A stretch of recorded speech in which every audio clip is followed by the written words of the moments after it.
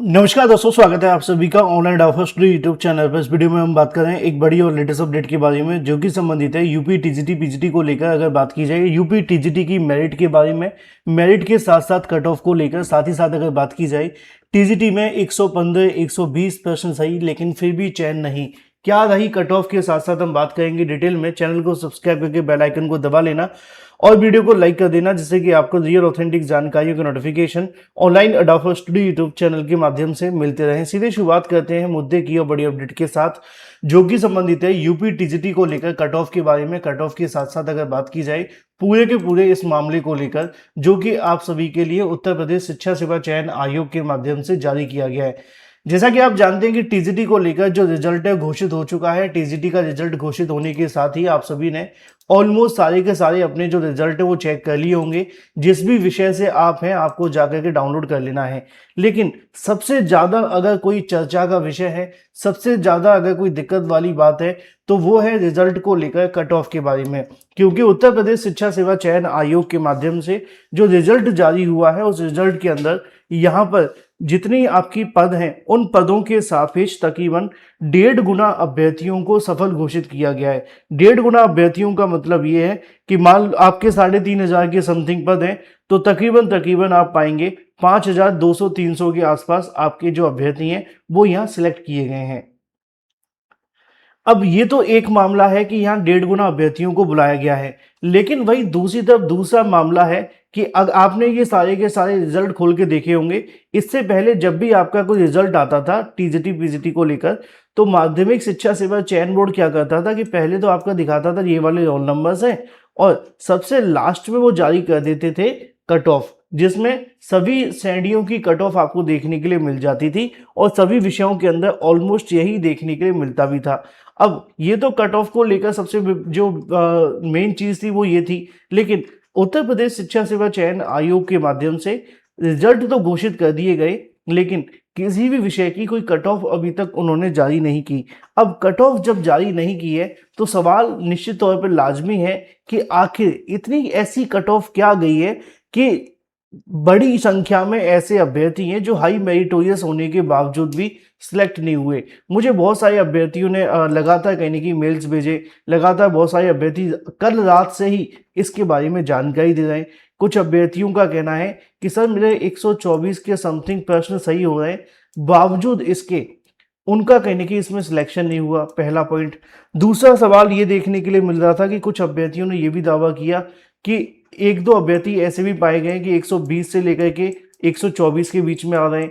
अब 120 से लेकर 124 प्रश्न अगर आप सही करके आ रहे हैं तो निश्चित तौर पर एक बड़ी संख्या में मेरिटोरियस होने के चांसेस हैं और हाई चांसेस हैं कि आपका सिलेक्शन हो जाना चाहिए। एक मामला तो ये है। दूसरा मामला ये भी देखने के लिए मिला कुछ कैटेगरीज को लेकर कि किसी कैटेगरी में 116 पर भी चयन हुआ है लेकिन एक अभ्यर्थी 117 प्रश्न सही होने के बावजूद भी उसका सिलेक्शन नहीं हो पाया। और बड़ी संख्या में ऐसे जो कमेंट हैं वो कमेंट बॉक्स के अंदर भरे हुए हैं।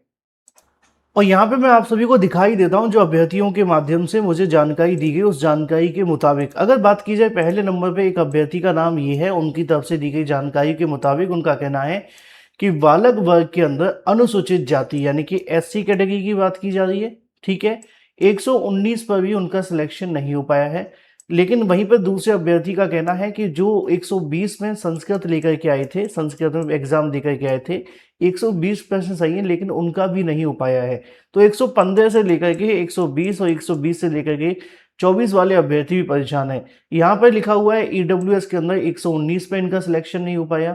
यहाँ पर एससी कैटेगरी से आते हैं, उनका कहना है कि यहाँ पर जो उनका सिलेक्शन है वो नहीं हो पाया और इसको लेकर भी उन्होंने अपनी तरफ से जो टिप्पणी है वो लिखी है।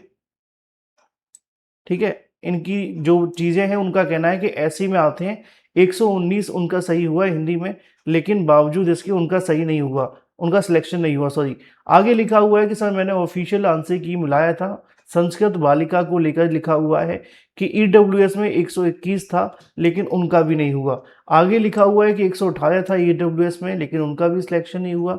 एक अभ्यर्थी संजय है, उनका कहना है कि सर 121 युवा है लेकिन आर्ट में उनका फिर भी नहीं हुआ, कट ऑफ बताएं।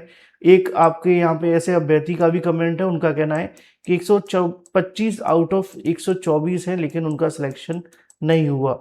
तो एक एक नहीं, ऐसे बहुत सारे अभ्यर्थी आपके सामने हैं, चाहे वो 114 वाले अभ्यर्थी हों, यहाँ पे भी आप देख सकते हैं, यहाँ पे भी आप देख सकते हैं 117 वाले अभ्यर्थी हों, 119 वाले अभ्यर्थी हों। तो इस स्लाइड में आप पाएंगे कि 114 से लेकर के 115, अब ऐसे तो बहुत नीचे जा सकते हैं, लेकिन नहीं जाना चाहिए।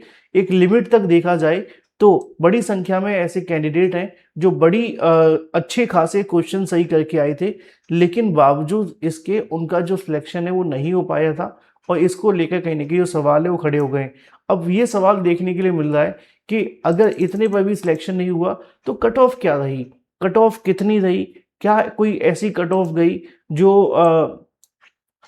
हर अभ्यर्थी के सर के ऊपर से निकल गई, क्योंकि आयोग ने अभी तक पूरे तरीके से कट ऑफ जारी की नहीं है ना। कट ऑफ तो जारी नहीं की है, लेकिन एक अंदाजन तौर पे देखा जाए तो जो ये कट ऑफ निकल कर के आ रही है, दो चीज़ें हो सकती हैं। पहली तो ये कि मान लो किसी अभ्यर्थी ने कहा है कि 124 उनके सही हो रहे हैं, और अगर उनका सिलेक्शन नहीं हुआ है तो पहला रीज़न उनके सामने हो सकता है कि शायद उनका जो रिजल्ट उनकी जारी किया गया उत्तर प्रदेश शिक्षा सेवा चयन आयोग के माध्यम से, उसमें उनके जो आंसर्स थे उनको सही ना माना गया हो। उन्होंने एक अपनी तरफ से तो 124 माने हो, लेकिन संशोधित आंसर की को लेकर अभी शायद चीज़ें ना बनी हो, पहला रीज़न हो सकता है। दूसरा कारण ये भी हो सकता है कि बड़ी संख्या में ऐसे कैंडिडेट हिंदी के अंदर, संस्कृत के अंदर, जहाँ पे कुछ कट ऑफ ज़्यादा हाई चली जाती है, तो यूआर कैटेगरी से हो सकते हैं, तो शायद वहाँ पे चीज़ें ना बिगड़ी हों। लेकिन यहाँ ये एससी कैटेगरी के अभ्यर्थी हैं, उनका ही सिलेक्शन नहीं हुआ, जबकि 119 क्वेश्चन किसी भी भर्ती के अंदर निश्चित तौर पे बहुत ज़्यादा होते हैं, और अगर सही मायनों में देखा जाए तो इतने पर सिलेक्शन आसानी से हो जाना चाहिए। लेकिन मैंने बताया भी था कि हिंदी और संस्कृत दो ऐसे सब्जेक्ट हैं जिनमें कट ऑफ थोड़ी हाई जा सकती है। उसके पीछे का कारण भी मैंने आपको कई बार बताया था कि इन सब्जेक्टों में ज़्यादा कंपटीशन भी होता है, और बड़ी संख्या में ऐसे कैंडिडेट होते हैं जो आसानी से पढ़ भी लेते हैं।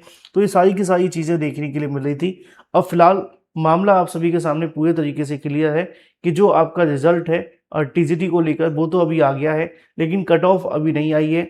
अलग अलग विषयों को लेकर, अलग अलग तरह की कट ऑफ को लेकर सवाल खड़े किए जा रहे हैं कि क्या कितनी कट ऑफ गई है, लेकिन अभी आयोग ने ऑफिशियल कट ऑफ जारी नहीं की है। जो अभ्यर्थी लगातार इस बात को पूछ रहे हैं कि सर क्या कट ऑफ गई है, कट ऑफ को लेकर एक वीडियो बनाएं, कट ऑफ के बारे में जानकारी दें, हम कोशिश कर रहे हैं जानने की, लेकिन अभी तक कोई ऑफिशियल कट ऑफ आप सभी के सामने नहीं निकली है। जैसे ही कोई कट ऑफ को लेकर जानकारी मिलेगी, सबसे पहले सही सटीक ऑथेंटिक जानकारी आपको इसी चैनल के माध्यम से दे दी जाएगी। चैनल को सब्सक्राइब करके बेल आइकन को दबा लेना और वीडियो को लाइक कर देना। फिलहाल इस वीडियो में इतना ही, मिलते हैं अगली वीडियो में। Till then take care, tata bye bye, thank you for watching this video.